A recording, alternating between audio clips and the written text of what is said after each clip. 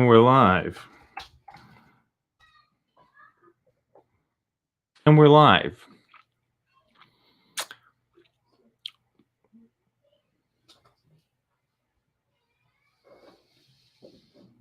Oh. It's Nick. I just wanted to say hi. I like your studio. What's up, dude? I just went live. You just in the area? Good to see you, man. And we're live. And that was cool. Nick Hansen was just walking by and was knocking on my window. That's not why we're live right now. We're live right now because I wanted to try some more StreamYard out, and today we're going to be talking a little bit about writing YouTube scripts, and I've just done a little bit of formatting and stuff. If you hear background noise, you're just hearing the kiddos, having a party. But I've done some formatting and stuff, so I want to just jump right into the content. So here we go. Let's see if I can get this right. There we go. Hey, look at that. Fancy. Whoa! Lucas is now a little box in the corner. He looks the wrong way.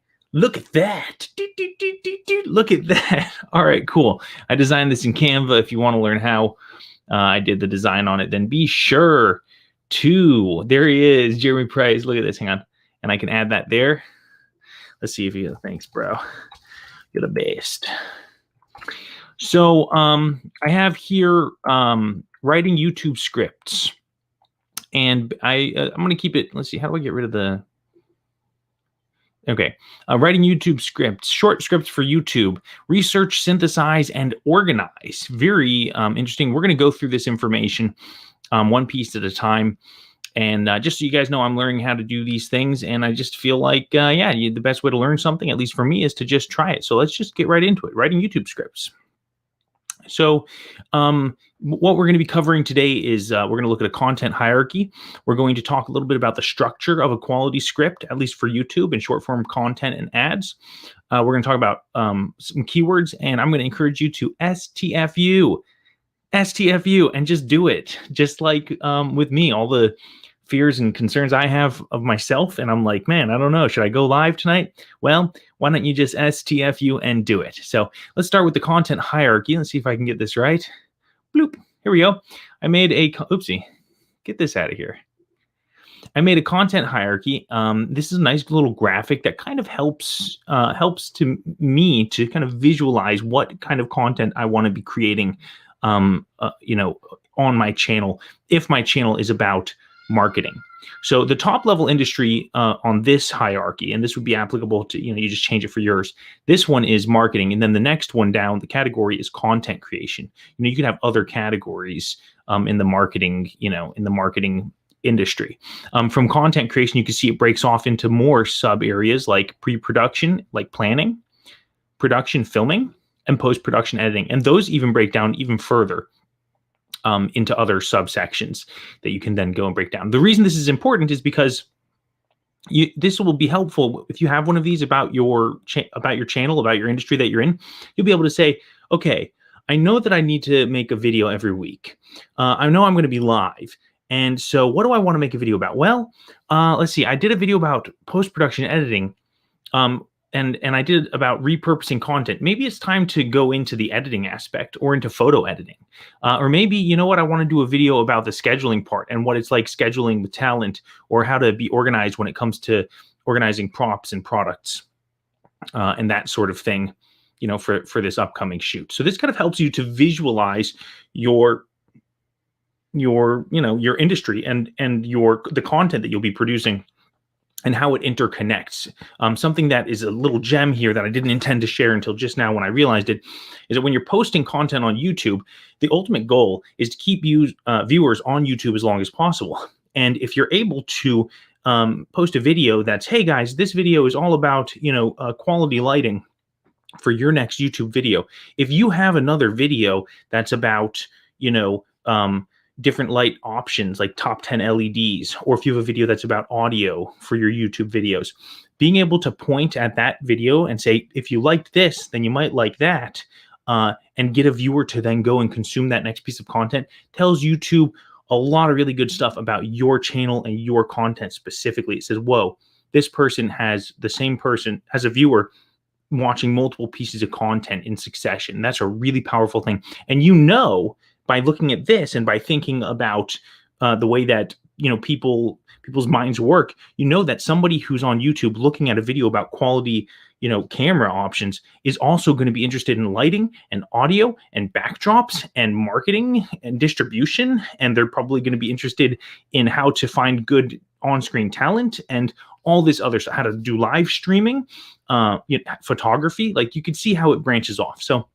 this is a powerful little piece of graphic you can create. I created this for free in Canva. It took, I don't know, probably 700 hours. But this is a cool thing. The structure of your content. This is really important. Hey, are you on camera? I am, and I'm live. Hey, Jackie. Bye, Jackie. Okay, great. That's how it goes when you work from home and you're live. So the structure of your script, basically, they all follow a pretty similar structure. Let me see if I can let me grab this really quick.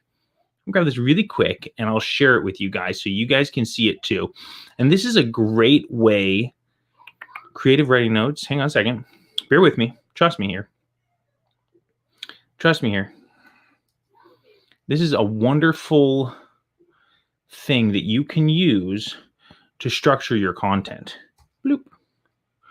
I'm winging this a little bit here. So let's see. Let's see. Bloop. I'll put it over here. Here we go. Okay, are y'all seeing this? Let me jump back over here. Here we are. Okay, so this is it. 7 sections. This is according to the Harmon Brothers. Harmon Brothers are the guys that produced some of those really awesome commercials you've seen on social media. With the unicorn and it's pooping a rainbow ice cream, and there's like the prince, the cocky prince, and the Goldilocks commercials. A bunch of really great commercials, and so they recommend this particular system of organization of your information. Basically, it's a hook. This is the way I look at it. There's a hook, which is very important, a problem, a solution, some kind of credibility builder, and a call to action. Okay, so those are like the 5 components. All of these are important. The way they do their calls to action are important, the way they have their outros.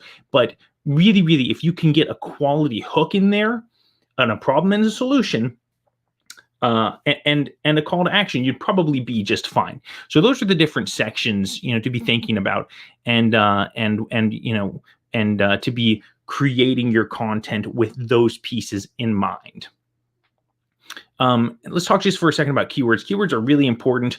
They're not just important for like SEO on Google, but they're actually important for YouTube, significantly important, because YouTube is actually just a search engine. In fact, it's just the world's second largest search engine, right down next to Google, which, by the way, owns YouTube and indexes YouTube. What that means is when you post a video on YouTube, and let's say you say, okay, this video, the title, it's like, hey, this video is about great video lighting, or 10 different LED lights, or whatever your video is about, 5 ways to bake a cake that'll knock your socks off, whatever it is.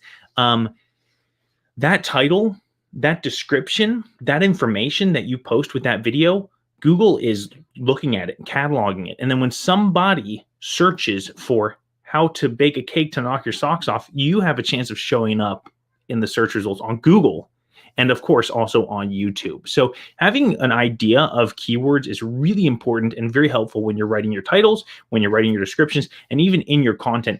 This is a theory that I have. This is not necessarily proven, but I know that YouTube has voice recognition software, algorithms, whatever, and it listens to things that you're saying in your video. I don't see, if their goal is to serve up the highest quality content based on what someone is searching for, why they wouldn't be looking for keywords in the actual context of your video as well. So I think keywords should be stitched into every part of your video, from the title, the description. You should have a keyword in your thumbnail, very important, and you should be saying the things also. So, if your video is how to bake cake to knock socks off, that should probably be in your hook. In today's video, I'm going to show you in 3 steps how to bake a cake that will knock your socks off. So you better go and order some more socks, or something along those lines. And then STFU and do. This is just about the mindset piece, man. And I don't know why this is, but it's true for me, and it's probably true for some of my viewers. but it just seems like so many people really struggle with the execution aspect. There's a lot of people out there that have a lot of really big ideas. Here, let me come here for the close talk.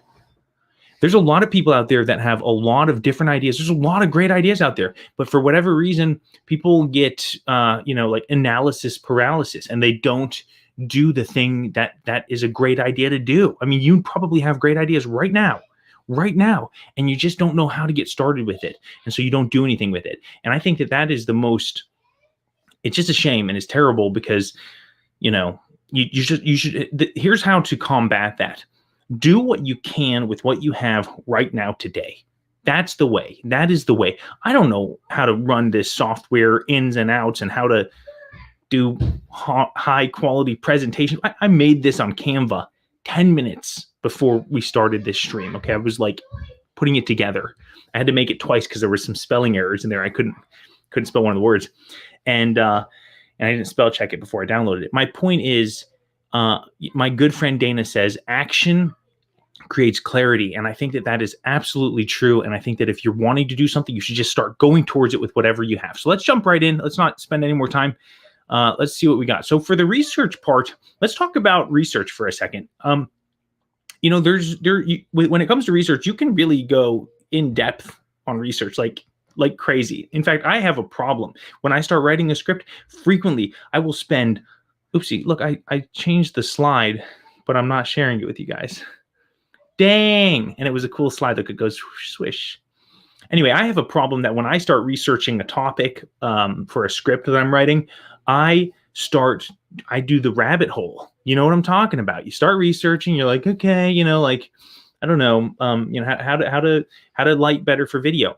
And then an hour goes by, and instead of having a good draft for the script, I'm now digging into color temperature, the origin of Kelvin. I'm digging into, different kinds of films and gels and different kinds of light stands and what paramount lighting and how that's different from, split lighting and what lighting theories. And now I'm off in the Fibonacci realm trying to dig into that. And it's really problematic. So I have one little piece of advice about that. When you do that, if you find yourself doing this, take that content that you wrote, don't trash it. Start splitting it off into multiple pieces of smaller content. You don't really need to produce something quite so untargeted. You really want a piece of content that is targeted and focused as possible. That's going to be the best way to get your message through to the people who came to view your stuff. Not to say you shouldn't research at all, right? I want to feel confident in the message that I'm delivering. So I try to keep my research pretty tight. It does unravel sometimes, but I try to keep it pretty tight. And what I've found is that the more that I write in a variety of subjects within a singular topic, right? Which we looked at this. So the topic would be, for example, pre-production and planning, right?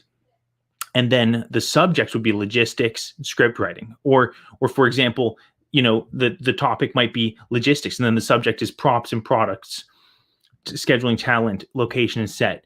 The more that I write within that topic and within those subjects, the more quickly I'm able to research different subjects within it. And that's because I have a better, well-rounded knowledge of it. If I asked you to write a script about something you're very knowledgeable about, your research process might be very short. So if it starts it takes you a while at first to write around a particular topic, don't stress, just stay calm and write on, and know that as you continue to write within that same topic, you're going to start building those synopses. And before you know it, you'll be having these ideas, and you'll be combining unique, concepts, and you'll be building what I call compound knowledge. So, and that's what that is really all about. That's about delving into the topic and letting your brain juices allow that creativity to flow out and allow you to more quickly produce content around it. Let's talk about the learning journey. So I get what's called, I have imposter syndrome, right? Like, I'm afraid that I don't know how to make videos. I'm like, why should I be on YouTube and Facebook telling people how to make videos? I'm charging people money to make videos. Like, this is crazy. There are so many people that know so much more about video production than I do. How can I go on YouTube and try to teach someone about video production or teach someone about how to write a YouTube script? There's so many people who know more about it than I do. But here's the thing. Let me tell you the thing. Not knowing everything about something and learning about it in conjunction with sharing it. So the process of learning and being like, look, I don't know everything there is to know about writing YouTube scripts, but here's what I do know, and here's what I have learned, and come learn with me. That is such a powerful statement. People love to learn alongside other people who are inspired and energetic. So I really want you to remember this when you think about, hey, I don't know enough about this topic to even talk about it. Let that go. That doesn't matter. Go learn what you can about it. You can see the little graphic down below. It says, I learned today. If you just learn one thing and share that each day, or one thing a week and share that one little piece, even if you don't know the whole story, that's still valuable. And as long as you're not pretending to be something you're not, like you're like, oh, I'm the best stock investor around, and you're like learning it as you go. Okay, well, that's lying and not transparent. But if you're like, hey, I'm learning to invest, and today I learned about, bullish engulfing candles on candlestick charts, and here's what my understanding is of it. That's a very powerful thing. That kind of honesty goes a long way in building your audience. And remember, Google knows all. There's just 2 other slides here, so stick with me, guys. We're going to get right through it. Google knows all. Let's just see where I'm going next here. No. Okay, so Google knows all. What does that mean? Well, it means that when it's time to go and research your topic, like let's say, okay, I'm going to do a script on the subject entrepreneurship, which I talked about this yesterday. So if you're tuning back in, you probably know where this is going. Where is it? So let's say I want to do a script on the subject of entrepreneurship. There's the word I couldn't spell, plagiarism. What I can do, look at this. I can type the word into Google. I can type in any word. Drop a comment with a word, and I'll type it in here. Keep it PG, you monsters. I'll type it in here, and we can see what amazing information Google begins to pump out. Look, we can even do it like this. If we put a space, we can just keep putting spaces if we wanted. I don't know what it'll say. Wow, this is getting really specific. Super long tail keywords here. Everything goes back to India on this one. But Google knows all. Look at this. We lost the word entrepreneur, and we're now in businessman. Okay, let's just try. Let's get rid of that and let's see what businessman haircut. Okay, businessman haircut 2020. Businessman haircut stop tutorial. Okay, anything else? No, that's the end of the line there. My point is, in this demonstration, video production terminology, frequently asked questions, jobs. That's a document that I'm working on. Video production tips and tricks, beginners, blog. So there's like a lot of information here, and Google will really do the heavy lifting for you. All you have to do is tell it sort of what you're thinking about doing. Starting a garden bed in January from seeds for beginners, gardening business in winter. Okay, what do you got for me? Winter vegetables to grow outdoors. Man, you could do a video just around this. You could just list these vegetables.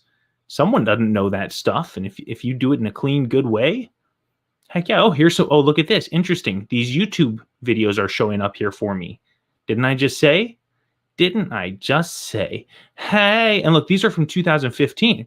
So there might be space in this area for someone. This has been 6 years almost. You might have space in this area to produce a quality piece of content here and move in on this real estate that's happening. A lot of videos here. So, so what was it? Google knows all. Trust Google. Let Google do the heavy lifting. You don't have to try to figure out, is this or is this not? Google knows. Google will tell you what people are searching for. The way that works, by the way, is this is based on what people are searching for. This is based on what people are looking for. Let's see what people are searching for with plagiarism. Plagiarism meaning checker, changer, fixer, checker free. People are checking their plagiarism a lot. How about this? Is going to say it? Yeah, okay, whatever. So Google knows all. Okay, synthesize. So plagiarism pass. So when you go and you do these searches, you're going to find articles, you're going to find blogs, you're going to find videos, you're going to find content out there, right? And this is like you've begun to research it. You found a keyword, you've used the heavy muscles of Google, and you're at a point now where you're like, hey, you know what? I am ready to take in some of this information. What you don't want to do is copy people's stuff directly. Okay, that's not cool. You can remake stuff that's not as good. I mean, if you watch a video and you watch this video, for example, and you're like, wow, that was a great video, but I can do better. Well, go make a better video about it. Go get it for sure. For sure. You go out and you find a blog and you read a blog and you're like, hey, this blog is about, video production or writing YouTube scripts, but I can do better than that. Go and see what you can get from that blog, because there's going to be information. Maybe there's statistics, maybe there's facts, maybe there's research, which is really important, actually. That's one of the things. You want to look for reputable sources. In my piece here, doubts and credibility. Well, establishing credibility, one of the best ways you can do that is by sourcing or citing an article, a quality article. If you go and find a Forbes article, for example, and it says, did you know that 99% of people prefer video over text? Well, when you say that in your video, hey, hey guys, according to Forbes, 99% of people prefer video over text. That right there, you're going to be riding the coattails of the strength of Forbes's marketing and their credibility, and building that into your own content. And you can totally do that as long as you cite the source, of course. Cite the source, of course. Turning data into stories. This is a cool one. You're going to find a lot of information out there that is just data points and it's just information. But if you can take that information and make it more relatable to people who are watching your content or reading your blog, you're going to have a much higher success rate. So, you don't want to just drop a statistic and be like, boom, mic drop. If you say, okay, 99% of people prefer video over text, and then you share your own personal experience, right? And I found that to be true. I found that I've moved most of my research over to watching videos around a particular topic, right? Rather than reading articles. I still read articles, but I would prefer watching somebody teaching me, someone I trust who has good quality information to teaching me the information that I'm wanting to learn and absorb. And then adding your sauce is the last piece here. That's pretty straightforward and self-explanatory. You want to spice up your content. You want to make sure things are not just relatable, but also enjoyable, entertaining, right? It's not just about bringing value to the table, but you also need to bring entertainment to the table. Like, those are both things. Entertainment is value to a degree, right? So you want to make sure that whatever you're bringing to the table with people, you're not just like reading a list. Here are the 10 things you got to know about cold weather. One, it's not going to work. It's just not going to work. It's a good start, I guess, if that's where you got to start. But you really want to get more emotive about it. You have to learn to emote. Just like my silliness. Did we do this? What? This is the same thing twice. Organize. Wow, I didn't finish the slide. What a loser. Well, that's what you get for making the slide 10 minutes in advance. Well, organize is this right here. So after you have like gone and found these different, articles and videos and blogs and whatever, you're going to then take that information and you can just copy and paste chunks from the article right into, a Google document. You can just drop it right in and begin to disseminate this information and think it through and read through it and then recreate it, right? That's that synthesize, and then organize that data into manageable bits of information and organize it into this structure, right? So organize it so that it has a good hook. Organize it so that it clearly states the problem that people are facing. So if it's like, for example, the problem might be, it can be really challenging to get a great looking image if you don't know how to properly light your scene. Okay, so there's your problem. And anyone who's like having trouble lighting their scene and not getting a good image, post-production can take a lot longer. Trying to improve the exposure in post-production can really increase the noise and make the image look grainy and bad, right? So there's the problem. The solution could be, knowing the right types of lights and the right positioning and the right methods for lighting will completely change your experience in capturing a quality image and take the stress out of your video production. So right there, that last piece, take the stress out of your video production. I know personally, and this is true for anyone with a problem, when you have a problem, there's stress, there's pain associated with it. And talking about how you're going to alleviate that pain is a powerful thing to do. And then, of course, your hook, which could sound something kind of like, here's a pretty standardized one. In this video, I'm going to show you, how to properly light your scene so that you can be cool, calm, and relaxed the next time you go to serve your next video client. Something kind of along those lines. And and so that's your organization piece, getting it. That's your organization piece. So here, in summary, research. Dig into the Google search engine results page, okay? Let Google do your heavy lifting. Synthesize, right? Relay the key points and concepts from your research.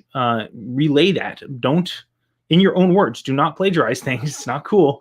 But absorb. Stand on the shoulders of the titans who have come before us. Emulate. Find those who are doing it the way you want to do it and saying it the way you want to say it, and do it like them because they have done it already. They've already spent time figuring it out, at least to some degree.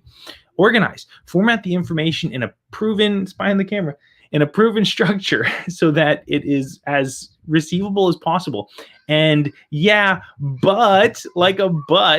stop being a butt. Don't be a little punk. Just let that go. You have a lot to offer.